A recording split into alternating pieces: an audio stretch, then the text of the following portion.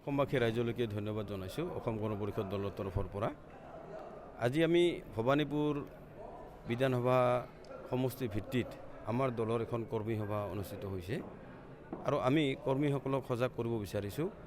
নিৰ্বাচন যেহেতু ঘোষণা হৈছে, এতিয়ালৈকে আমি কিমানখন প্ৰাণ পৰিষদ, কিমানখন শক্তি পৰিষদ আৰু কিমানটা বুথ কমিটি আমি গঠন কৰিলোঁ, তাৰে আমি এটা অনুভৱ কৰাৰ কাৰণে আমি সকলোকে ইয়াত একগোট কৰিছোঁ, যেনে ইজনে সিজনক যাতে দেখিব পাৰে যে অসম গণ পৰিষদ দলৰ সকলোবিলাক কমিটি পূৰ্ণাংগ ৰূপত গঠন হৈ আছে আৰু কমিটিবিলাক সক্ৰিয় হিচাপে আছে।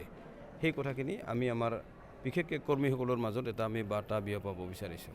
যেহেতু বিজেপি দলৰ মিত্ৰজোঁটৰ এজিপি দলো আছে আৰু ইয়াত দাবী উত্থাপন কৰিছে, ভবানীপুৰ সমষ্টিত এজিপি দলেও দাবী উত্থাপন কৰিছে, এই ক্ষেত্ৰত কি ক'ব প্ৰাৰ্থিত্ব দিয়াৰ ক্ষেত্ৰত?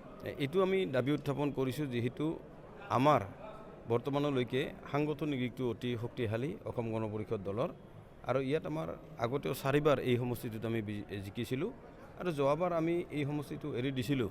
আমাৰ মিত্ৰজোঁটৰ প্ৰাৰ্থী বিজেপি দলৰ প্ৰাৰ্থীক আমি দিছিলোঁ আৰু তেখেতসকলেও বিশেষকৈ আমি বহুত সহায় কৰাৰ পিছতো তেখেতসকলে জিকিব নোৱাৰিল বা আমাৰ প্ৰাৰ্থী নিজিকিল।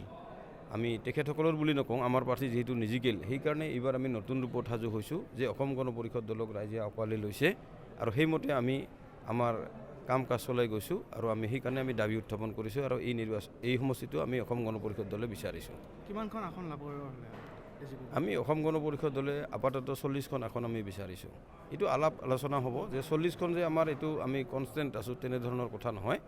এইটো আমাৰ যিজন সম্ভাৱ্য প্ৰাৰ্থী জিকিব পৰা ধৰণৰ প্ৰাৰ্থী আছে, সি এজিপিয়ে হওক বা বিজেপিয়ে হওক, তেওঁক আমি সকলোৱে সহায় কৰি চৰকাৰখন বৰ্তমান পৰিস্থিতিত আমি বৰ্তাই ৰখাটোৱেই আমাৰ কাৰণে প্ৰধান আৰু প্ৰথম কাম।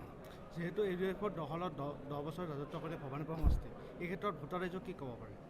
ভোটাৰ ৰাইজে নিশ্চয় এই কথা স্পষ্ট যে ইউডিএফে কোনোদিন চৰকাৰ গঠন কৰিব নোৱাৰে আৰু তেখেতসকলে এই ভোটটো দি জনসাধাৰণৰ যে ক্ষতিসাধন কৰিছে সেই কথাটো স্পষ্ট আৰু আমি সেইকাৰণে বিশেষকৈ সংখ্যালঘু বসতি প্ৰধান এলেকাবিলাকত এই সমষ্টিটোৰ আমি ভোটাৰ ৰাইজক আমি অনুৰোধ কৰিছোঁ যাতে তেখেতসকলে এই ভাৱটো নাৰাখি, ইউডিএফ এই ভাৱটো নাৰাখি আমাৰ লগত চামিল হয় আৰু আমাৰ সপক্ষত তেখেতসকল আহে আৰু সেইমতে তেখেতসকলে আমাক আজি কিছুদিন ধৰি সেই এলেকাবিলাকত সভা সমিতি পাতিবৰ কাৰণে আহ্বান জনাইছিল। আমাৰ নেতৃত্ব তালৈকে গৈছিল আৰু সেইমতে আমি তেখেতসকলৰ সঁহাৰি পাইছোঁ আৰু বৰ্তমান এইবাৰ ইউডিএফ দল ইয়াত নিশ্চিতভাৱে বেয়া ধৰণে পৰাজিত হ'ব ইয়াত। ধন্যবাদ।